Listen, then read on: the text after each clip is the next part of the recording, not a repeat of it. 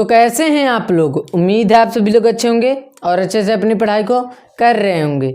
आज की इस वीडियो में हम लोग एक महत्वपूर्ण टॉपिक पर बात करने वाले हैं जिसका नाम है पुष्पों में लैंगिक जनन, जो बोर्ड एग्जाम में कई बार आ चुका है और आने भी वाला है, यानी कि वह आएगा भी, क्योंकि यह बहुत ही इम्पोर्टेंट है। तो चलिए बिना देरी किए हुए शुरू करते हैं। देखिए क्या चीज़ है, पौधा है। क्या चीज़?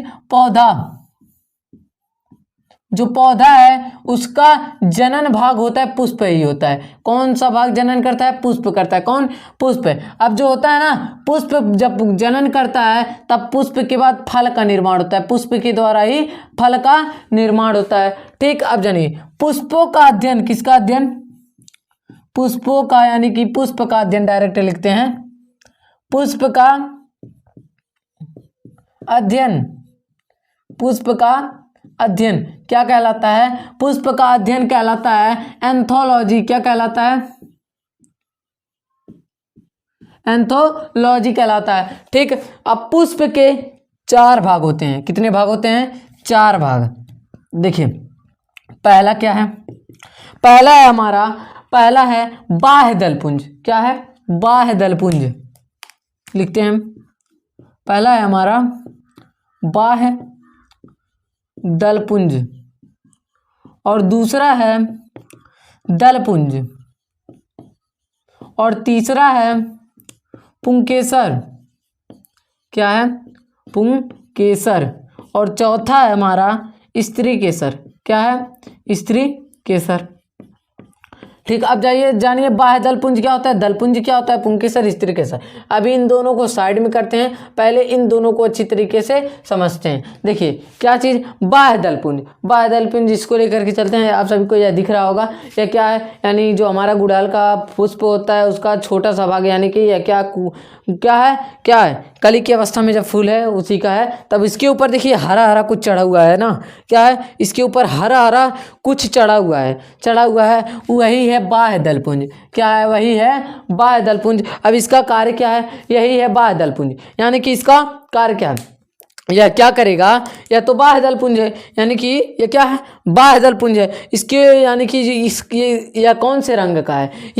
इसका रंग कैसा होता है? इसका रंग होता है हरा। कैसा होता है? हरा होता है। अब देखिए इसका कार्य क्या है, इसके अंदर जो कली बन रही है, क्या हो रही है, इसके अंदर जो पुष्प बन रहा है वह उसकी रक्षा करता है। जो यह बाह्य दलपुंज है यह किसकी? पुष्प की रक्षा करता है, यानी कि इसमें दलपुंज तैयार हो रहा है। अभी दलपुंज क्या है अभी इसको भी बताएंगे। यानी कि जो इसके अंदर यानी फूल खिलता है, जो कली होती है उसकी रक्षा कर रहा है और इसका रंग हरा होता है। तब हम लोग पढ़े हैं हरे रंग में प्रकाश संश्लेषण की क्रिया होती है और प्रकाश संश्लेषण के द्वारा पौधा अपना भोजन बनाता है। तो ये इसका रंग हरा है। जब इसका रंग हरा है तो क्या करता है? यह भोजन बनाता है और कली को दे देता है। क्या कर देता है? कली को दे देता है। हमारा बाह्य दलपुंज खत्म, पूरा एकदम खत्म। यानी कि बाह्य दलपुंज यानी कि इसका रंग हरा होता है, यह कली की रक्षा करता है और यह यानी कि प्रकाश संश्लेषण की विधि द्वारा अपना भोजन बना करके कली को दे देता है। ठीक, अब बाह्य दलपुंज खत्म। अब चलते हैं दलपुंज की ओर। अब दलपुंज क्या होता है? दलपुंज, देखिए दलपुंज जो है ना, दलपुंज इसके अंदर है। इसके अंदर अगर इसको खोलेंगे तो इसके अंदर दलपुंज पाया जाएगा जो खिलता है। गुलाब देखेंगे उसकी पंखुड़ी जो होती है वही है दलपुंज। यानी कि वह दलपुंज किस तरह होता है? रंगीन होता है। कैसा होता है? वह क्या होता है? रंगीन होता है।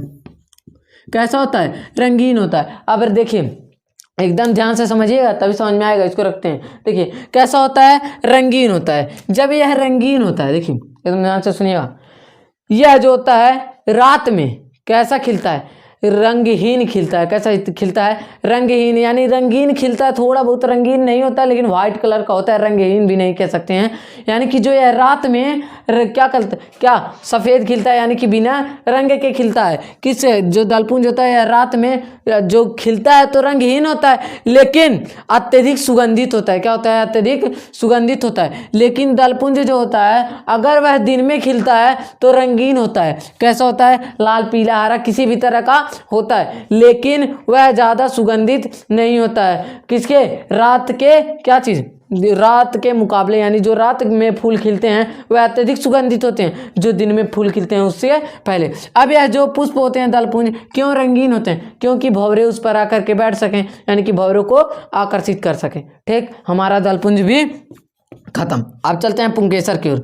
देखिए पुष्प का यानी एक ही पुष्प में स्त्री केसर यानी कि मादा भाग और पुंकेसर यानी कि नर भाग। पुष्प का क्या चीज है? पुंकेसर को पहले देख रहे हैं। पुष्प का नर भाग को ही, यानी पुष्प के नर भाग को ही पुंकेसर कहते हैं। क्या कहते हैं? पुंकेसर कहते हैं। पुष्प के नर भाग को ही पुंकेसर कहते हैं। क्या कहते हैं? पुंकेसर कहते हैं।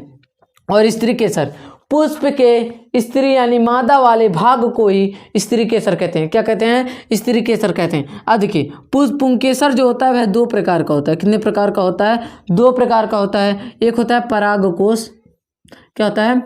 परागकोश, और दूसरा होता है तंतु। क्या होता है? तंतु। अब देखिए स्त्री केसर, स्त्री केसर तीन प्रकार का होता है। कितने प्रकार का होता है? तीन प्रकार का। एक तो हो गया वर्तिकाग्र, वर्तिकाग्र, एक हो गया वर्तिका, और एक हो गया हमारा अंडाशय। क्या हो गया? अंडाशय। ठीक है। अब देखिए अब क्या चीज, पहले परागकोश को देखते हैं। परागकोश में परागकण पाए जाते हैं। क्या पाए जाते हैं? परागकोश में परागकण पाए जाते हैं। ठीक। अब देखिए अब तंतु के द्वारा ही परागकोश जो होता है लगा रहता है। तंतु के द्वारा ही परागकोश लगा रहता है। अब देखिए वर्तिकाग्र, वर्तिका, यानी इन सभी को हम लोग अच्छी तरीके से समझते हुए चलते हैं। देखिए एकदम ध्यान से सुनिएगा। परागकोश से परागकण निकल करके, परागकोश से परागकण निकल करके वर्तिकाग्र तक जाते हैं। कहाँ जाते हैं? वर्तिकाग्र तक जाते हैं। ठीक है। तब जब वह परागकण वर्तिकाग्र तक पहुंच जाते हैं तब वह वर्तिका में जाती है। कहाँ जाती है? वर्तिका में जाती है। जब वर्तिका में पहुंच जाता है तब वह जो परागकण होते हैं अंडाशय में जाते हैं, और अंडाशय में ही निषेचन की क्रिया होती है। कौन सी क्रिया होती है? निषेचन की, निषेचन होता है। क्या होता है? निषेचन की क्रिया होती है। तत्पश्चात यानी उसके बाद जो होता है हमारे फल का निर्माण होता है। यानी कि परागकोश में जो परागकण पाए जा रहे हैं, सॉरी उठा ले पहले मार कर, क्या चीज? परागकोश में जो परागकण पाए जा रहे हैं वह जाएंगे कहाँ? वर्तिकाग्र तक, वर्तिकाग्र से वर्तिका तक, वर्तिका से अंडाशय तक। अब अंडाशय के बाद निषेचन होगा, यानी कि अंडाशय जो है अंडाशय में निषेचन की क्रिया होगी। निषेचन के बाद हमारे फल का निर्माण होगा। ठीक। अब देख लेते हैं, इतना हमारा क्लियर हो गया। ठीक है। अब देखिए जो परागकोश हैं, क्या चीज? जो परागकोश से परागकण हैं वह यानी कि किस द्वारा आ रहे हैं? कैसे कि अचानक से उठकर चले आए? नहीं, किस द्वारा आ रहे हैं? देखिए पहला तो हो गया कीटों द्वारा आता है। किसके द्वारा आता है? कीटों द्वारा आता है। यानी कि परागकोश पर बैठे, परागकोश से पर बैठे, तब उनके पैर में या फिर कहीं भी उनके परागकण लग गया, फिर वह किसी न किसी जाके वर्तिकाग्र पर बैठ जाएंगे, तो कीटों द्वारा हो गया। फिर क्या चीज? वायु द्वारा भी चला जाता है। वायु द्वारा उड़ करके चला जाता है। फिर मनुष्यों द्वारा चला जाता है। मनुष्य द्वारा कैसे? मनुष्य द्वारा।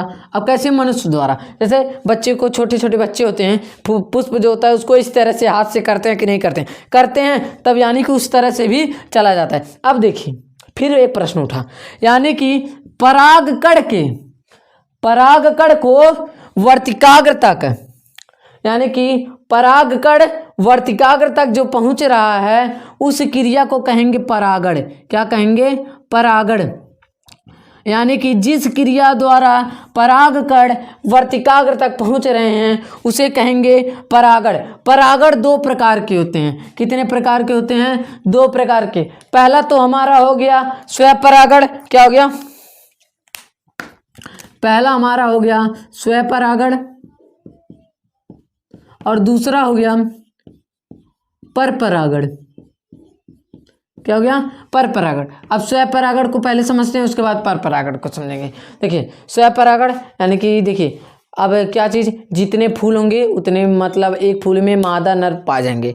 तब देखिए हम एक पौधे को लेकर के चल रहे हैं, पहले एक पौधे को, एक बगीचा है उसमें बहुत सारे हैं पौधे, तो हम एक पौधे को लेकर के चल रहे हैं। एक पौधे में अगर किसी भी क्या चीज़, किसी भी पराग को से परागकण निकल के वर्तिकाग्र तक पहुँचता है, सिर्फ एक ही पौधे में इधर से उधर जाए कोई दिक्कत नहीं, तो उसको हम कहेंगे स्वपरागण। क्या कहेंगे? स्वपरागण। लेकिन अगर एक पौधे के परागकण दूसरे पौधे के वर्तिकाग्र में गया तब उसको कहेंगे परपरागण। ठीक, अब इस क्लास को यहीं पर एंड करते हैं। अगर आप सभी को वीडियो अच्छा लगा हो, वीडियो को एक लाइक एंड चैनल को सब्सक्राइब करें। अब हम मिलेंगे अगली वीडियो में किसी और टॉपिक के साथ। जय हिंद।